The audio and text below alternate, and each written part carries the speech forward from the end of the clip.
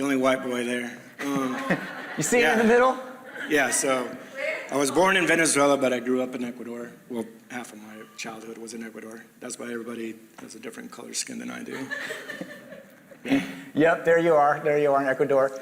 Now, what's really interesting, one of my favorite early childhood stories of yours was the story about how you got into landscaping, like your friend with the lawnmower. So can you kind of walk us through that? How did that happen? Your very first job, right? Yeah, it was kind of weird. Anyway, yeah. So we lived in Arcata. You came back from Ecuador. Yeah, we came back from Ecuador, and we moved here to the United States, and we moved to Arcata, and I was just sitting in the front yard, and there's this kid who came by and said, "Hey, can you help me mow a lawn?" And so yeah, I helped him. So yeah, not a problem. He said, "I'll give you $5." I remember that. And then so we went and mowed the lawn. Came back and he said, "Hey, can I leave the lawnmower with you?" And I was like, "Yeah, not a problem." He goes, "I got to do these 2 lawns tomorrow, so if you can help me, they're yours. I mean, you can help me out and I'll pay you." I was like, "Oh, that's awesome." And so the next day he never showed up, but the lawnmower was there, so I took it and I went and mowed, and those people paid me. Well, I never saw that kid again, and so I don't know who that kid was, but it was just kind of weird. But anyway, that being said, people would just start asking me to start mowing their lawns. Yeah. And that's kind of. And this is your first business card. This was a little bit after that, but yeah, that's after I got going. So Hicks Landscaping. Now, Yeah. So you're mowing lawns. You're just going for it. You're racking it up. You're doing a job. You're working hard. You're only like 12 years old this time? No, I think 10. 10. Oh, wow. So he's 10 years old. He's got his business card. He's mowing lawns. Okay, and the other amazing story I love is, what did you do? Tell me about this World Vision connection. Like, how long were you mowing lawns up to that point? You've been collecting some cash at this point, you know? Yeah, it's like kids for candy and helping my parents out because we were still new to the States. Yeah, like your parents would kind of help you with the lawn mowing. It got kind of big, right, where your dad would jump in and help out. Yeah, well, what happened was there was a show and tell at school, and but before that, sorry. I was watching TV late at night. Yeah. That's right. I was watching TV late at night, and back then there was a World Vision. I don't know if you guys remember World Vision, but it's where you can adopt kids from like Africa and all these other places in the world. And I picked up the phone. It was late at night, and I called and I said I wanted to adopt this kid, and whoever was on the other line accepted it, and so now I was committed to paying $20 a month to sponsor this kid. But so anyway, I told my mom, my dad was at work, and so when I went to school, what's that? Yeah, there you go. And so I took that to school to show and tell like a few months later, and the teacher thought that was pretty cool and called a newspaper.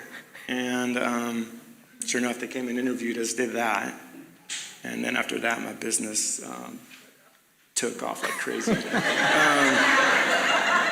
And that's why the business card, the phone number and everything, right? Because people were just calling me left and right, and I couldn't get it all done. So my dad would come and help me after work and on the weekends, and I just never stopped working since because the phone wouldn't stop ringing. That's right. But I mean, what's so curious, like as a 10-year-old, 11-year-old, what makes you want to give $20 a month to a child in Africa? I mean, it just like, what was the motivation around that? It wasn't like a business decision. No, it just not fell in my lap. But I don't know, it's just kind of one of those things where, growing up in another country, I think it was, being able to see the disparity, from one place to another. We were blessed, and then being able to help was pretty cool. And then with I don't know, when you're a kid and you're making that kind of money, what do you do with it? It's like you can only buy so many bikes and help parents out, and then you're like, okay, let's do this. So cool, man. So your business blows up, and then I love what you were saying too in our conversation about generosity in the business. Like there's sort of this cyclical, like you think sometimes I think we need to hold our money and hold our resources, not surrender it to God, not give portions away because we need it, and what if it's a rainy day and we don't get a lot of lawn mows, we got to protect our investment. But somehow you saw that surrendering to God actually grew the business. as well. As I gotten older, it's kind of weird. Right? It's kind of hard to outgive God. Yeah. I don't know. It's weird. One of those things that I think as I gotten older, you give more and just, I don't know. It doesn't necessarily mean that it comes in monetary forms, but he'll give it to you, whether he gives you more time, right, to give to people, or your gifts, your talents. Yeah, so cool. Able to use that for his glory. Yep. And then you did some college, some trade school stuff, and then you actually went in the military. We got a little picture of like, there you are, you're heading to the Army. What led you to do that? Was that a part of this sort of helping, serving? Yeah, I don't know. I know what it was. It was my parents were working to help my two sisters going to school, which were taking a long time. And there wasn't enough, money to go around for me to go to college. So I was like, the Army will do it. And that's what basically did it. And I was going to go with a couple of friends, but they never did it. She went anyway. I went in anyway. Yeah. Here's a pic. We got a pic of you're hanging with the crew, the tank. Yeah. Yeah. And then what's the next pic? I think it's like you're there. All this. You came back and you still landscaping was just part of your wheelhouse. Landscaping has always, I don't know what it is. I've always done side work. So I've never just had one job. I've always had multiple jobs. But landscaping's always kind of been my side gig, and it's always turned into full-time work. Yeah. And so once we moved back to California, that's one of our jobs. Yeah. Now, what's interesting, you're working as a landscaper, but then your landscaping company, the boss who owns it, he sets you up in some way. That was kind of cool. Oh, yeah, no. Yeah, so I've been working for a company, and we got laid off. And like I said, I always did a little bit of side work, but there's Chuck Dissell, who's like a grandpa to me. He was getting ready to retire, wanting to retire, and he had about 7 or 8 customers. And when I got laid off, it was perfect timing. He just kind of gave me those customers, and that's what I was like. I guess I'm doing this full time. Back to it. It's sort of like he gave you the business, like you became the owner of the landscaping company. Yeah, it was. He did it for side gigs, so he can pay for his camera stuff for his hobby. And right. I had to turn that into a... And you did. And I did. And it kind of kept going. Yeah, it just kept going and got another business out. Yeah, so then you kept buying businesses. Now, we got one more pic of you. This is like, there you are. You're rocking the trade show. Tell what business did you buy next and next and next in a snapshot? Yeah, I bought another landscaper out, and basically for accounts. And by then, my dad was working with me, and some other people. But yeah, I did that for quite a while, and then we bought Humboldt Fasteners, where this is at a trade show. And during that time, we're trying to run the landscaping, and we couldn't do that for so long. And then what did I get next? RP Humboldt, which is Renaissance painting, and then Shady Lady, and then within that, cabinet restoration business that goes with painting, and another right. How many employees? I didn't ask you this, but like how many employees would you say you supervise or you own companies that work for you? Just in a ballpark idea. I think a little bit over 30. About 30 people. Yeah. Yeah. Families. Oh yeah. Right. It's around 80. Yeah.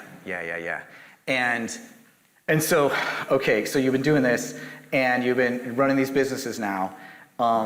But there's something that keeps propelling you forward, right? Yes. And this idea of generosity didn't stop. And in some incredible ways, God kept perpetuating that forward. And now you're so generous, like with your time, your talent, your treasure. But as you began to become more successful, maybe what kept you motivated to keep giving, keep generous? Yeah, well, number one, my family, and definitely my business partners. My sister is one of them who's here. And then all my employees. I don't know, it's like, I could definitely not do any of it without any of their help. So it's all to them. And a lot of times they're the ones that tell me what to do. So, but I know it's allowed me to have more time for the church. It's allowed me to give more to the church, to organizations, to people, to invest time in people. Like I said, it's hard to outgive God because for some reason He just keeps finding ways to give me more. Yeah. Yeah. That's so cool. So cool. We want to give us another one of those moments of silence here this morning to think about places in your life that you could surrender to stewardship and wise leadership in your life, to the things that God's been giving you, what it would look like to be generous with time, generous with your talent, your skills, generous with your resources, saying, God, I want to give you back, a portion of my income as a sign of faith, as a step of faith. What would you say to people before we take this moment of prayer? If people are on the fence about this idea of surrendering that stuff to God, instead of wanting to grip tight to it, which is our natural inclination, what would be your encouraging word? How would you encourage us? Well, the timing's perfect, right? Because we're getting ready to go into 2 services. So for me, it's like, look at all these people, right? Look at all the help that I can get, which I need help. And then, so yeah, I'm staring at you guys, so you guys can come and, that's right, come and help us out. So there's definitely going to be a lot of help there that we're going to be needing. And like I said, it's the relationships that we're able to build right with whatever team you decide to help with. That grows into so many other things that it's kind of hard to see until you start meeting those people, because those are your connections and your network to the church, but also obviously to God. Mm-hmm. That whatever your talent is, whatever you can give us, it's kind of hard to say, but come join us. Yeah, that's so cool.